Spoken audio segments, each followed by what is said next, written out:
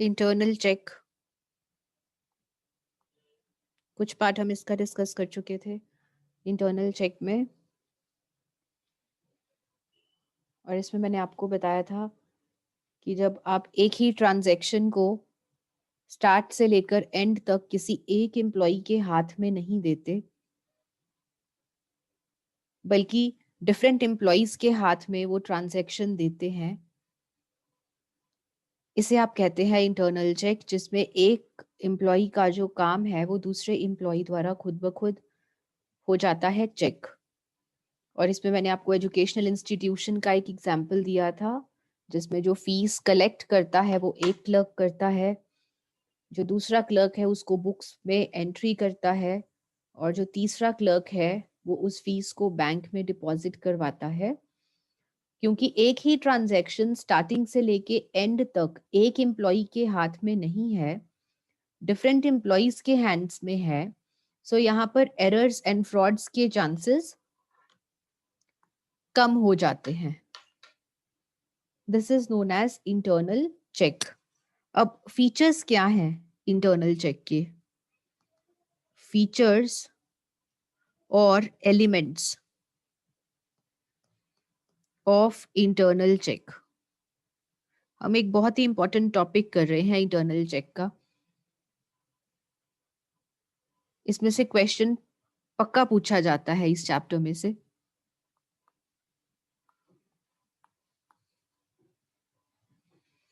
विशेषताएं क्या हैं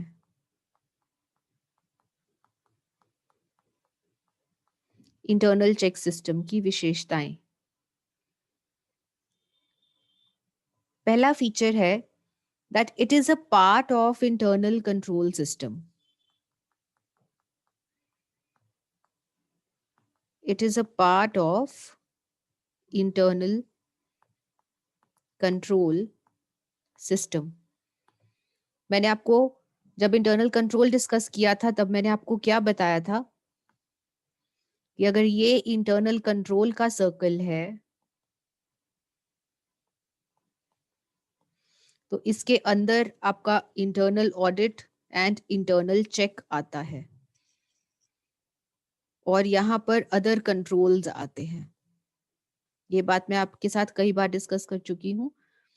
सो जो इंटरनल चेक है वो इंटरनल कंट्रोल सिस्टम का एक हिस्सा है।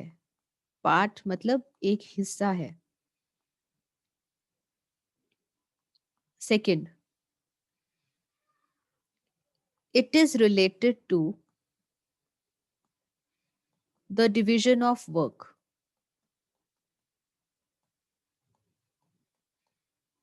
The division of work among employees. Internal check system क्या करता है? ये संबंधित है काम के विभाजन के साथ।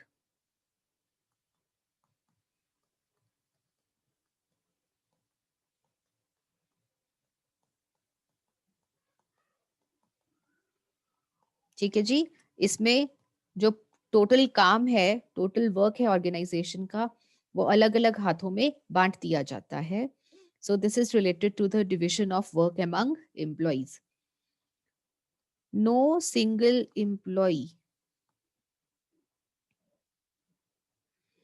records any transaction from start to end। शुरुआत से लेके एंड तक कोई भी ट्रांजैक्शन को कोई एक एम्प्लॉय नहीं देखता। नो सिंगल एम्प्लॉय, कोई एक एम्प्लॉय नहीं देखता। एक ट्रांजैक्शन को अलग अलग एम्प्लॉयज करते हैं।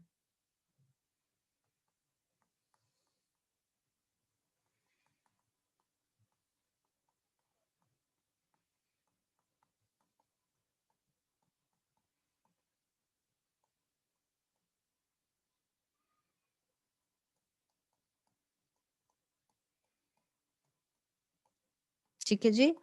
क्योंकि अलग अलग एम्प्लॉयज पूरा करेंगे तो एक एम्प्लॉय का काम दूसरा एम्प्लॉय चेक कर पाएगा। Fourth, the work done by every employee is examined by another employee.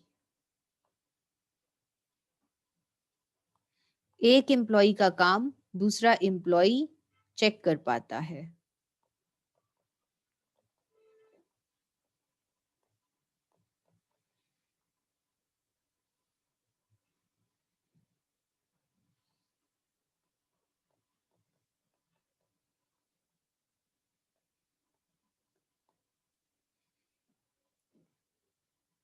It is an automatic system for detection of frauds.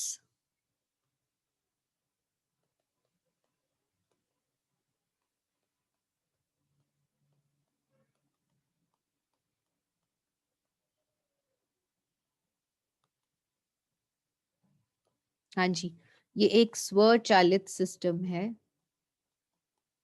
जिसमें कि काम एक एम्प्लॉय का काम दूसरे एम्प्लॉय द्वारा क्योंकि खुद चेक हो जाता है, तो यहाँ पर जो फ्रॉड्स का पता लगाना आसान हो जाता है. ठीक है जी, इसमें जो फ्रॉड्स का पता है वो अपने आप ही चल जाता है. अब ऑब्जेक्टिव्स क्या है, उद्देश्य क्या है?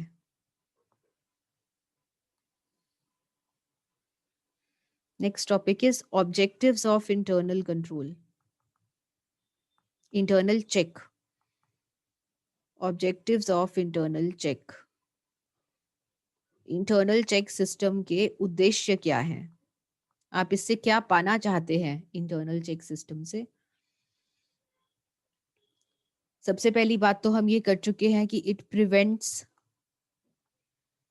Frauds and errors. ठीक है जी, इससे फ्रॉड्स एंड एरर्स के ऊपर रोक लगती है क्योंकि एक एम्प्लॉय का काम दूसरे एम्प्लॉय द्वारा चेक हो जाता है.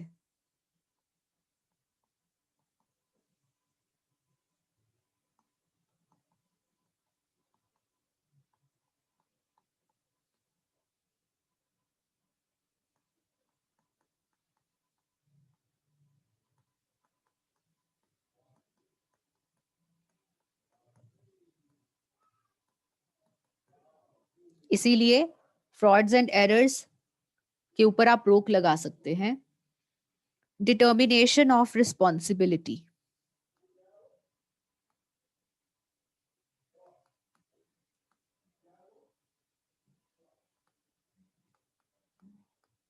जिम्मेदारी का निर्धारण कर पाएंगे आप. क्यों? जिम्मेदारी का निर्धारण कैसे कर पाएंगे?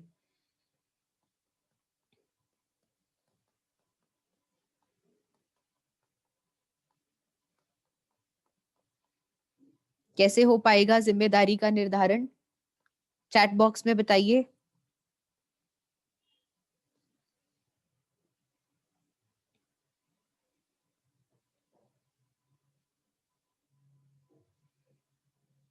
हर एम्प्लॉय को अपना अपना काम पता है. हर एम्प्लॉय की जिम्मेदारी फिक्स है कि ए एम्प्लॉय ये काम करेगा. मान लीजिए ए एम्प्लॉय फीस कलेक्ट करेगा, बी एम्प्लॉय उसे बुक्स ऑफ अकाउंट्स में रिकॉर्ड करेगा, सी एम्प्लॉय फीस को डिपॉजिट करेगा इन बैंक.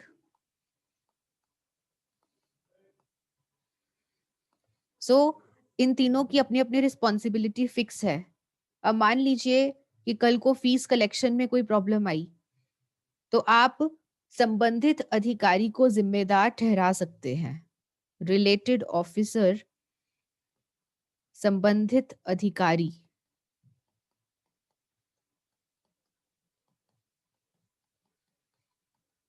को जिम्मेदार ठहरा सकते हैं.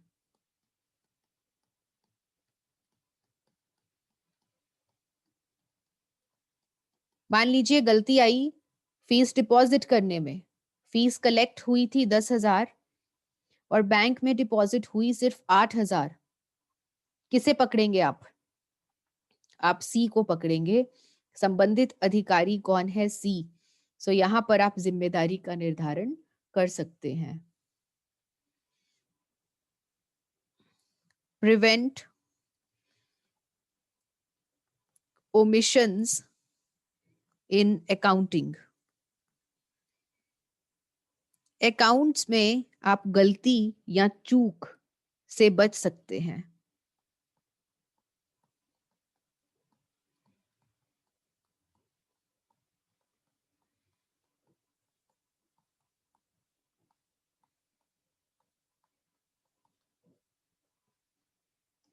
कैसे बचेंगे?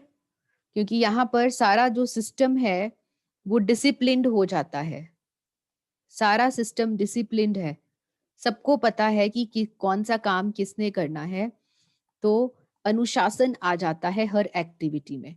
क्योंकि हर एक्टिविटी में अनुशासन आया तो अकाउंटिंग में भी अनुशासन आ जाएगा, और जहां पर आप अनुशासित तरीके से काम करते हैं वहां पर गलती की संभावना कम हो जाती है। सो यहाँ पर आप अकाउंटिंग में किसी प्रकार की गलती से बच पाएंगे। Increase the efficiency of employees.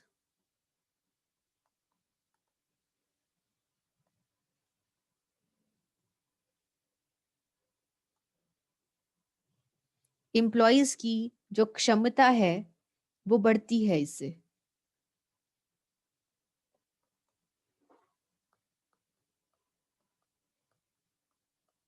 क्योंकि हर एम्प्लॉय को अपना अपना काम पता है, और हर एम्प्लॉय को जो काम दिया गया है वो उसकी क्षमता के हिसाब से दिया गया है।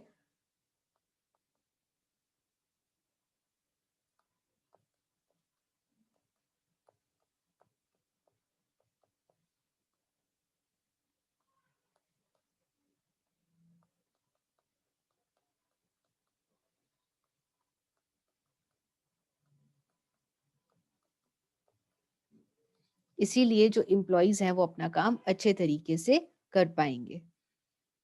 Quick preparation of final accounts.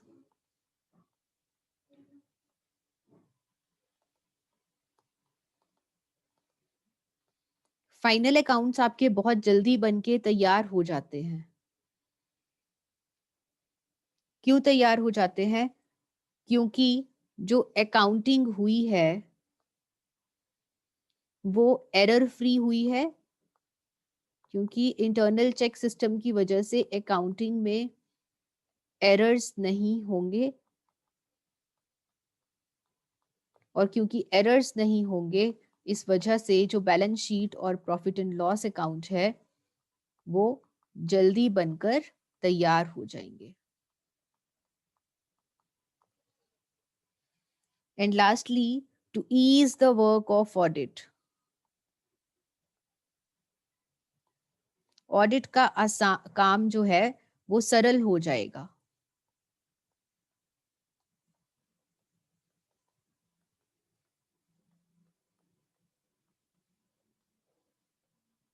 और सरल क्यों हो जाएगा?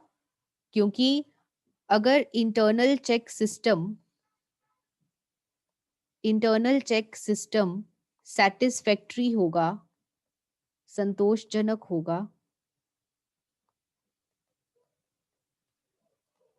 उसकी वजह से जो ऑडिटर है वो टेस्ट चेकिंग इस्तेमाल कर पाएगा। उसको सारी ट्रांजैक्शंस चेक करने की जरूरत नहीं, उसको डिटेल्ड चेकिंग करने की जरूरत नहीं, वो टेस्ट चेकिंग कर पाएगा, और टेस्ट चेकिंग जल्दी हो जाती है जिस वजह से जो ऑडिट का वर्क है वो आसान हो जाएगा।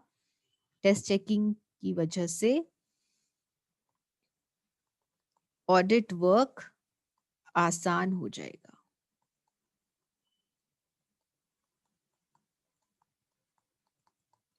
तो ये है आपके उद्देश्य इंटरनल चेक सिस्टम के, कि इसकी वजह से आप फ्रॉड्स एंड एरर्स को रोक सकते हैं, रिस्पॉन्सिबिलिटी यानी कि जिम्मेदारी का निर्धारण कर सकते हैं। इसमें जो अकाउंटिंग है वो डिसिप्लिन्ड हो जाती है जिस वजह से गलती और चूक की संभावना हो जाती है कम। एम्प्लॉयज की एफिशिएंसी मतलब कि जो क्षमता है एम्प्लॉयज की वो बढ़ती है इससे, क्योंकि हर एम्प्लॉय को अपना काम पता है कि उसने क्या करना है। इंटरनल चेक सिस्टम अच्छा हो तो जो फाइनल अकाउंट्स हैं वो जल्दी बनकर तैयार हो जाते हैं, क्योंकि जहाँ पे स्ट्रॉन्ग इंटरनल चेक सिस्टम है वहाँ पे एरर्स एंड फ्रॉड्स नहीं रहते, जिस वजह से अकाउंट्स जल्दी बन जाते हैं। जो ऑडिट का काम है वो आसान हो जाता है, क्योंकि जो ऑडिटर है वो सेटिस्फैक्ट्री इंटरनल चेक सिस्टम की वजह से डिटेल्ड चेकिंग करने की बजाय टेस्ट चेकिंग कर पाएगा, जिस वजह से ऑडिट का काम आसान हो जाएगा। So these are the objectives of internal check.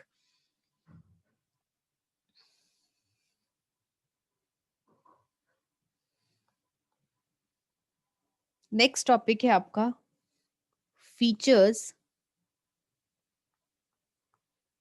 Of efficient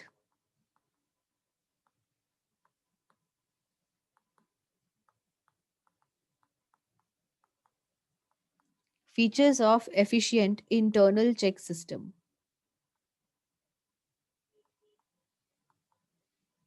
internal check system, एक जो कुशल इंटरनल चेक सिस्टम होता है उसकी विशेषताएं क्या होती हैं? एक कुशल इंटरनल चेक सिस्टम की क्या विशेषताएं हैं, वो कैसा होता है?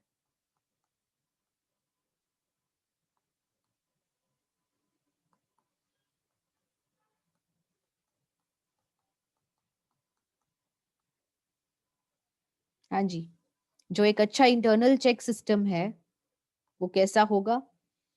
फर्स्ट ऑफ ऑल वो ऐसा होगा कि उसमें जो ड्यूटीज एंड रिस्पॉन्सिबिलिटीज हैं उनका विभाजन बड़े स्पष्ट तरीके से किया होगा। वहां पे किसी तरह की कोई कंफ्यूजन नहीं होगी। क्लियर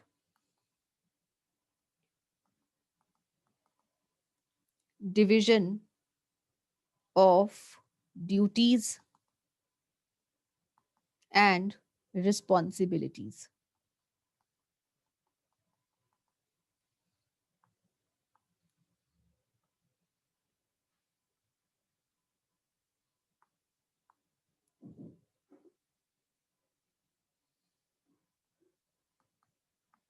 काम का विभाजन स्पष्टता से किया जाएगा।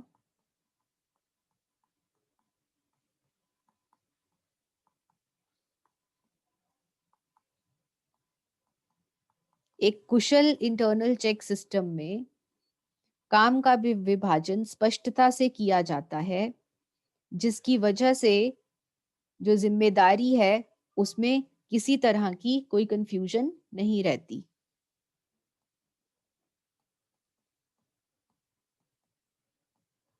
जिस वजह से एम्प्लॉइज में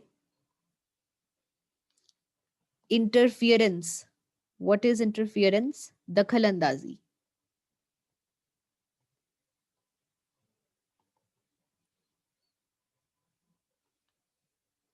दखल अंदाजी की संभावना नहीं रहती। बड़ा साफ साफ जिम्मेदारियां बांटी जाती हैं बहुत ही स्पष्ट तरीके से कि ए फीस कलेक्ट करेगा, बी बुक्स ऑफ अकाउंट्स में एंट्री करेगा, C deposit the fees in the bank. ये जो जिम्मेदारियां हैं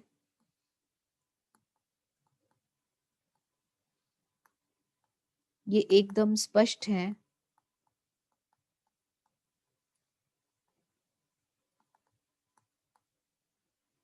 जिस वजह से इनमें आपस में किसी तरह की दखल अंदाजी की कोई आवश्यकता नहीं। सो एक अच्छा इंटरनल चेक सिस्टम ऐसा होता है जहां पर ड्यूटीज इस तरह से बांटी जाती हैं कि आपस में एम्प्लॉइज में किसी तरह की दखल अंदाजी ना रहे। Second, sudden change in duties.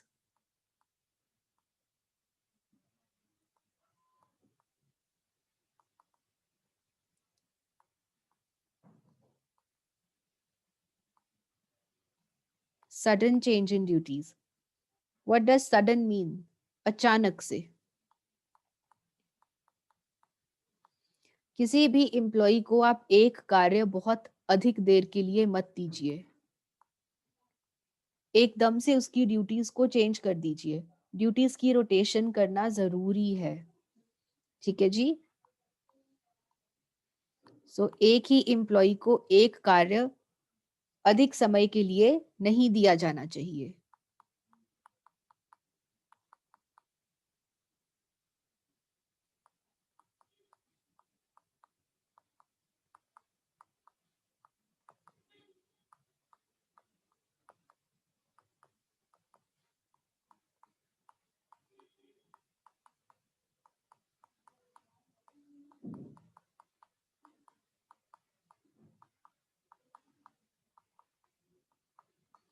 क्यों नहीं दिया जाना चाहिए?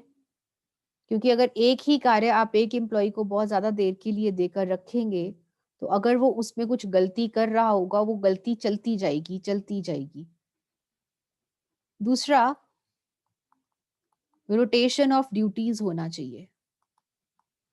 Rotation of duties. आप रिस्पॉन्सिबिलिटीज को घुमाते रहिए.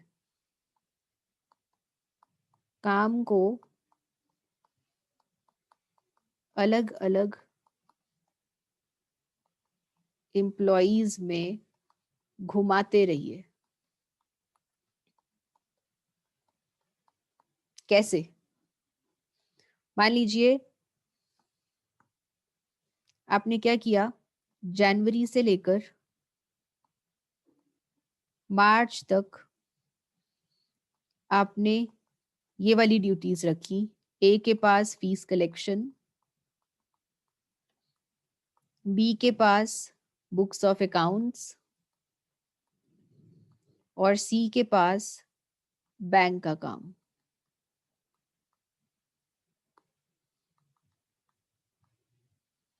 फिर आप क्या करेंगे, आप अप्रैल से लेकर जून तक आप एकदम से क्या करेंगे, बिना इन एम्प्लॉयज को बताए आप ए को बैंक का काम दे दीजिए,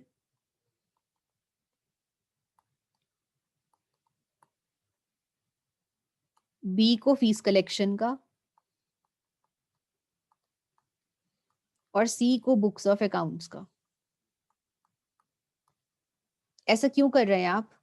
ऐसा इसलिए कर रहे हैं कि ड्यूटीज को घुमाने से ये फायदा होगा कि एक ही एम्प्लॉय के पास बहुत अधिक देर तक एक ड्यूटी नहीं रहेगी, जिस वजह से अगर मान लीजिए ए कुछ गड़बड़ कर रहा था फी कलेक्शन में, उसने 3 महीने तक खूब गड़बड़ करी, आपने एकदम से आपको शक हुआ कि जो ए है वो फीस कलेक्ट करते हुए कुछ गड़बड़ कर रहा है, कुछ फ्रॉड कर रहा है, तो आप ऑल ऑफ अ सडन क्या करेंगे, आप ए की सीट का काम किसको दे देंगे? आप ए की सीट का काम आपने बी को दे दिया. इससे क्या होगा कि अब जब बी ए की सीट पर जाएगा, तो अगर ए ने कुछ फ्रॉड कर रखा होगा तो वो बी पकड़ पाएगा. ठीक है जी. सो ये इंपॉर्टेंस है रोटेशन ऑफ ड्यूटीज का. आपको सरप्राइजिंगली एकदम से अचानक से जो ड्यूटीज हैं बिना एम्प्लॉयज को बताए कुछ कुछ देर के बाद बदल देनी चाहिए, ताकि अगर उस सीट पर कोई फ्रॉड हो रहा है तो उस फ्रॉड को पकड़ा जा सके. एक अच्छा इंटरनल चेक सिस्टम ऐसा होता है जहां पे आप कुछ कुछ देर के बाद ड्यूटीज को चेंज कर दें, रोटेट कर दें.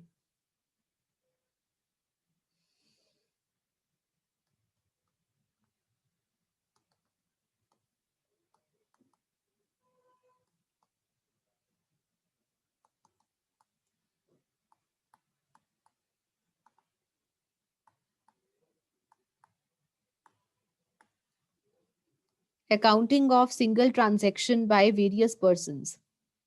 एक ट्रांजैक्शन को किसी एक एम्प्लॉय के हाथ में मत रखिए, विभिन्न व्यक्तियों के हाथ में दे दीजिए, स्टार्टिंग से लेकर एंड तक. ये चीज हम बार बार डिस्कस कर चुके हैं, फिर भी मैं एक बार दोबारा से इसे लिख देती हूँ.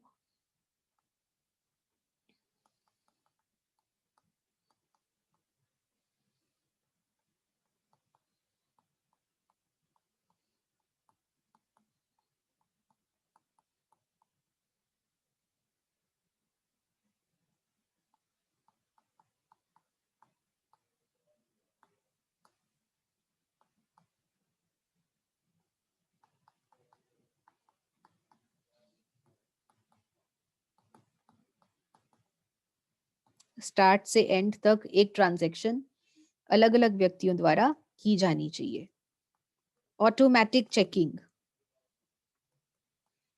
एक अच्छा इंटरनल चेक सिस्टम ऐसा होता है जिसमें एक का काम दूसरे द्वारा अपने आप ही चेक हो जाए।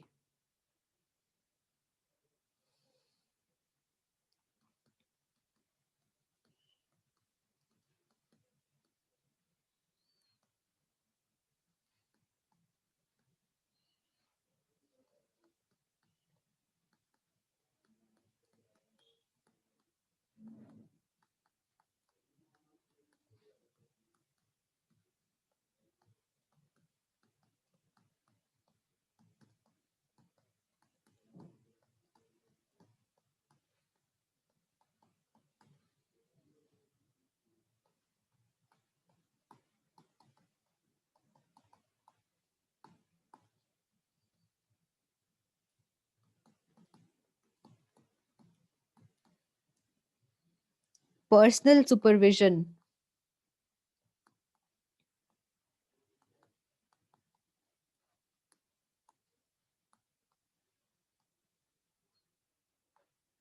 सुपरविजन क्या होता है?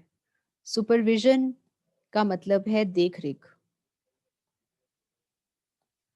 भाई कोई ना कोई ऐसा जरूर होना चाहिए जो आपके ऊपर नजर रखे, आपका काम चेक करे। तो कोई ऐसा सीनियर अफसर होना चाहिए, कोई जो उच्च अधिकारी है, वो आपके काम को सुपरवाइज करता रहे। जो उसके निचले अधिकारी हैं, जिनको आप सबऑर्डिनेट्स कहते हैं, इनके काम को सुपरवाइज करता रहे। देखिए, सुपरविजन बहुत इंपॉर्टेंट है। बिना सुपरविजन के आपको कैसे पता चलेगा कि आप जो काम कर रहे हैं वो ठीक कर रहे हैं या नहीं? तो कोई एक ऐसा आपके ऊपर आपका एक सीनियर होना चाहिए जो आपको आपकी गलतियां बता पाए। एक इन अच्छे इंटरनल चेक सिस्टम में आपका एक बॉस जरूर होना चाहिए जो आपका काम चेक करता रहे। Cash control. एक अच्छा इंटरनल चेक सिस्टम ऐसा होता है जिसमें कैश को अच्छे तरीके से नियंत्रित किया जा सके, कैश का नियंत्रण अच्छे ढंग से हो पाए। एक ऐसा सिस्टम होना चाहिए जिसमें कि आपको पता चल पाए कि रिसीट्स एंड पेमेंट्स कैसे करनी है, कि कैश को रिसीव कैसे करना है और कैश की पेमेंट कैसे करनी है। इसके नियम बने होने चाहिए, एक सिस्टम बना होना चाहिए। और साथ ही साथ अलग अलग एम्प्लॉयज की ड्यूटी होनी चाहिए कैश के संदर्भ में। जैसे कि जो कैश आप कलेक्ट करते हैं एक दिन में, कैश जो आप एक पर्टिकुलर डे में कलेक्ट करते हैं, उसको आप सेम डे बैंक में डिपॉजिट करवाएं।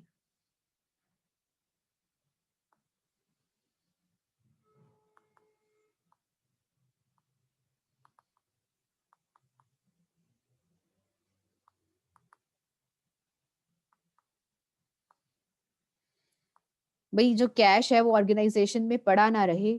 जो भी आपने कैश कलेक्ट किया उसको साथ की साथ सेम डे, उसी दिन शाम को जितना भी कैश कलेक्ट हुआ उसे आप बैंक में डिपॉजिट करवाएं। क्योंकि अगर कैश पड़ा रहेगा तो चोरी की संभावना बढ़ जाएगी।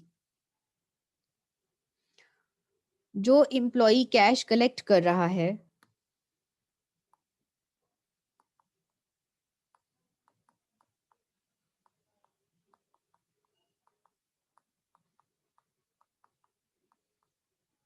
उस एम्प्लॉय को बुक में एंट्री करने का काम मत दीजिए।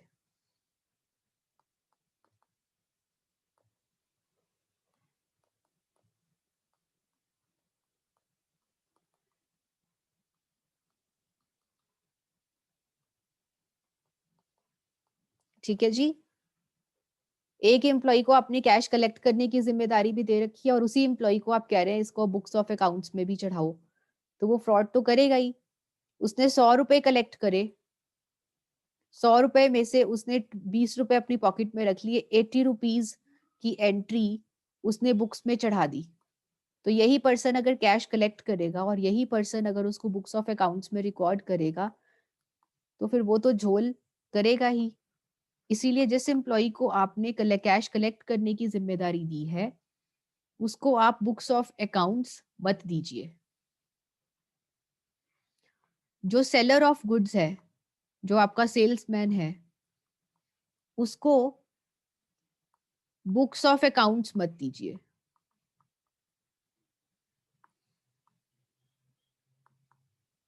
क्योंकि वो हो सकता है कि गुड्स बेचे ज्यादा और दिखाए कम बुक्स ऑफ अकाउंट्स में। तो सेलर ऑफ गुड्स को बुक्स ऑफ अकाउंट्स की रिस्पॉन्सिबिलिटी ना दें, ना ही उसे कैश का काम दीजिए, उसको कैश का काम भी मत दीजिए।